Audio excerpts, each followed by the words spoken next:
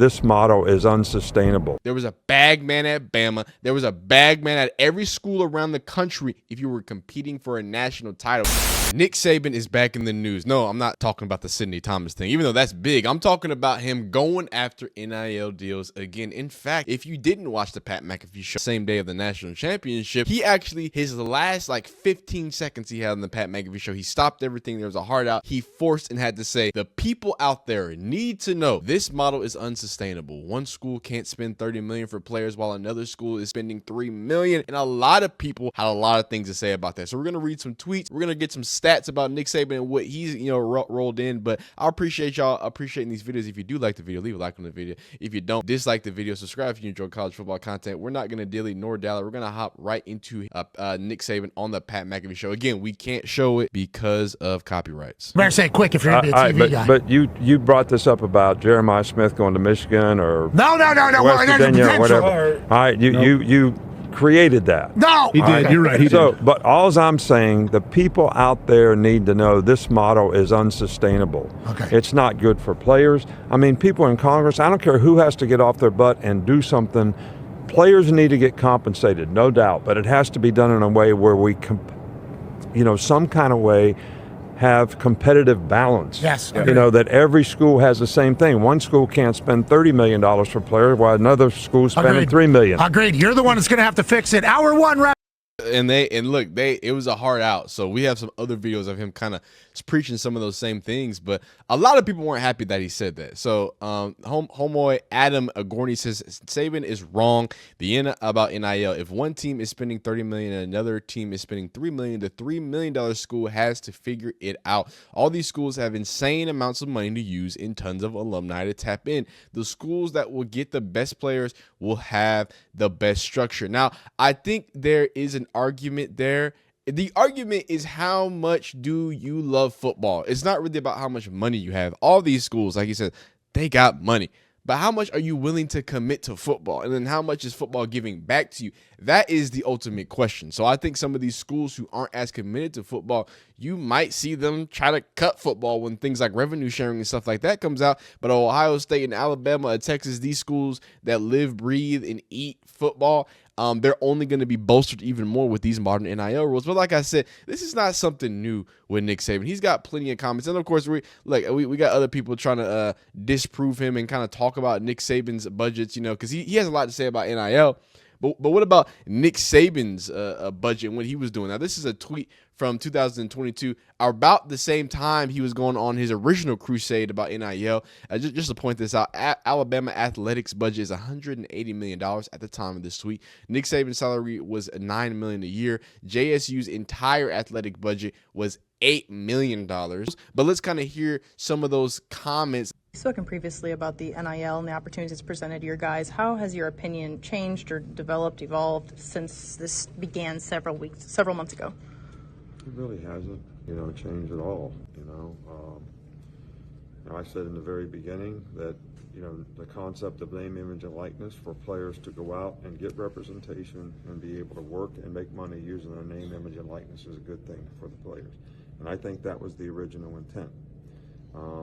Now, people have started, these collectives that raise money to create opportunities for players. I don't think I think that's an unintended consequence. We didn't do that last year, and our guys made more money than anybody in college football on their own, representing themselves, creating a good image, being good players, creating value for themselves. So we're going to do the same thing, but we're going to give everybody the same opportunity. Everybody in our organization will have the same opportunity, and then they can go earn as much as they want.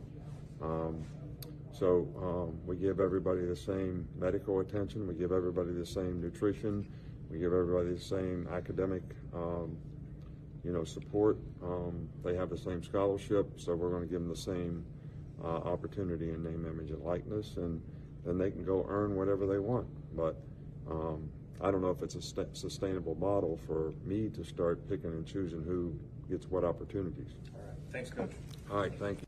And this is deeper to the illusion of how coaches in NIL is starting to the lines are starting to cross a little bit, right? Because the problem is now that revenue sharing is happening, right? Now obviously Nick Saban's gone, and now that schools are going to directly pay players. Well, do you not want your head coach involved? Do you not want a GM involved? Do you not want someone who's going to have to work this roster to be involved in the composition of the roster?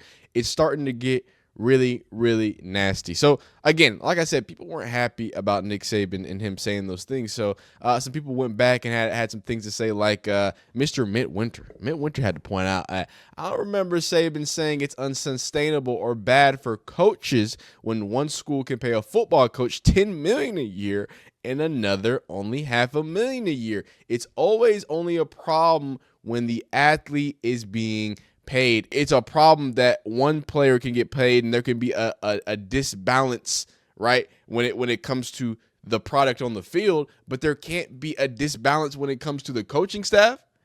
This is probably the best point that anyone's ever made. People are like, oh, Nick Saban made money. I never always thought that point was bad. Nick Saban also won national championships. Like, you're going to compensate the dude that does what he does. But saying the fact that Nick Saban has this idea, like, that certain schools are going to lose out because other schools have money is clearly a clear indication of some small Southern schools, like Kirk likes to say, not being able to keep up.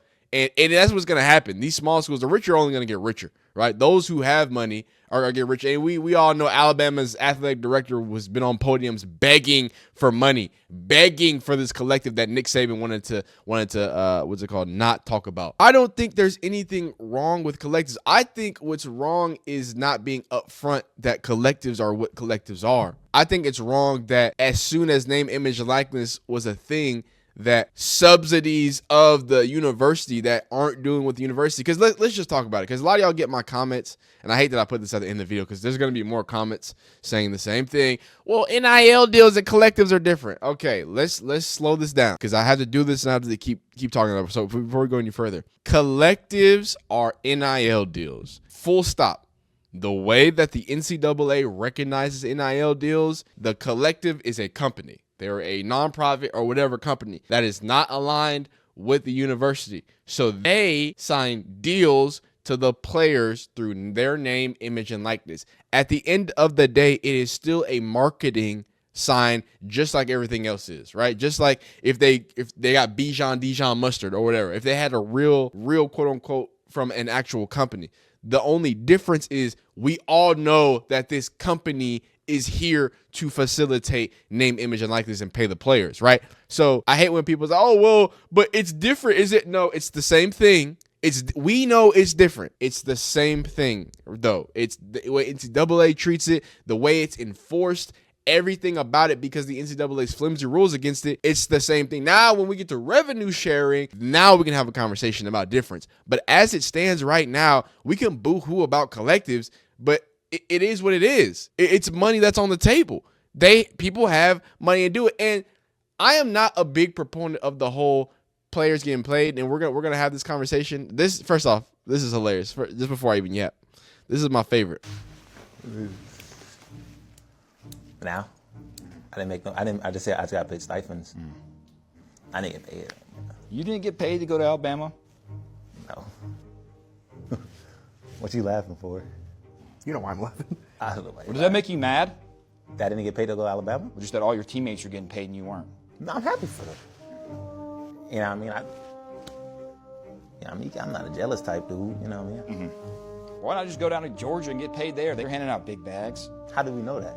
How do you know that? I don't. Oh, so we're just making stuff up? No. I read it, heard it. Here's your rumor. Oh, then, I mean, if we're making up rumors here, then... You want to do one? Huh? You want to do one? Okay. A rumor? Yeah. Go ahead. I got paid to go to Alabama. It's false. You know what I mean? Just like how False people in one. Alabama got, yeah. I like your style. Are you making more? I'm not gonna say nothing about that.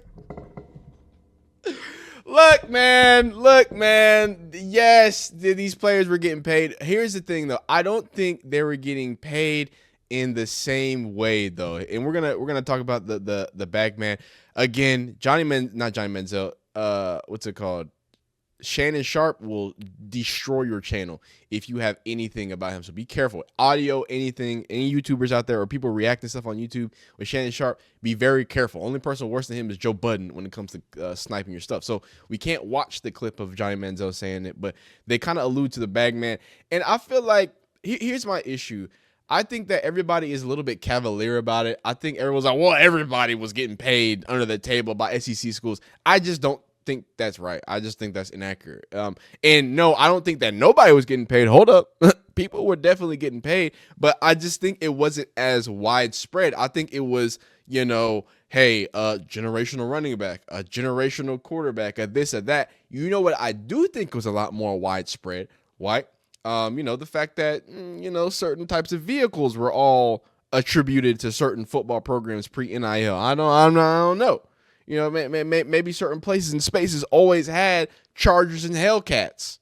Alabama, Georgia, SEC schools. It seemed that there were some advantageous things that happened to them. So what we're not going to say, do I think that everybody was getting handed, here's $1,000, come play for Alabama? No. I think a lot of people wanted to play after Alabama because it was Alabama, and it's a surefire way to get to the NFL. However, they also have a lot of money. And we talk about, I'll talk to you about Notre Dame and how they get they're independent and they can use their extra money to boost their recruiting. Do you think it's not an unfair advantage that Alabama always had the best top of the line football stuff? Oregon had Phil Knight injecting money into the campus, and they could barely keep up with Alabama in their state-of-the-art facilities.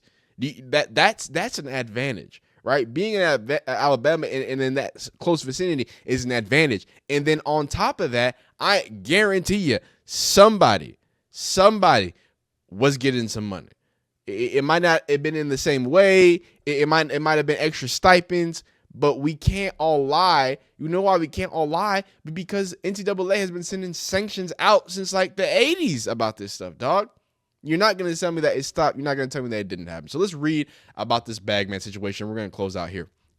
So in a moot point now, but Johnny Manziel revealed in a recent interview that there was a bagman at every school around the country if you were competing for a national championship. Look, I don't think there was a bagman at Wake Forest, all right? Like, can we be honest? Right. And I think this is why NIL is so positive because oh my God, that's serious. Please stop. Sorry. Oh my, that terrified me. I thought something exploded. The reason why NIL is so positive is because it allows people that weren't able to access that money to actually access that money. Sorry, that scared me. Yes, that included Alabama, the former Texas A&M quarterback. The comment was a result of a story he shared on the Club Shay Shay podcast with Shannon Sharp, which his father tried to broker a $3 million deal on his behalf while Manziel was still in college. In the pre-NIL deals of college football athletic, there would have been the hottest story of the year. Now the idea of a player getting paid is common. Went on for 30, 40 years before. Manziel said on Backroom Deals, it was the same way that was happening when you, Sharp, were getting recruited. He said Shannon Sharp did that. Just keep it in cash. Throw it somewhere, Manziel explained. We'll get it later. We don't need it right now. But for my security, if something happens for 2 years down the road and my dad did this without me knowing, and I ain't mad at him about it for nothing. It's the way the business worked back then. There was a bagman. There was a bagman at LSU. There was a bagman at Bama. There was a bagman at every school around the country if you were competing for a national title. It is what it was, and it is what it always was until the NIL portion of everything now. So, hey, man, Johnny Manziel, one of the hottest players and one of the loosest cannons when it comes to the world of NIL. And, I mean, he's the reason why we didn't have college football for like 10 years, man. So, I don't know how true that is, but I'm going to have to be inclined to believe it. Y'all let me know in the comments, man. Was Nick Saban paying players? Was everybody getting paid? Was it worse pre-NIL? Was it better post-NIL? Is Nick Saban just crying because he's an SEC coach when everything's being leveled out in the playing field? Y'all let me know, man. Like the video if you like it. Dislike if you don't like it. Subscribe if you enjoy college football content. And we'll see you next time.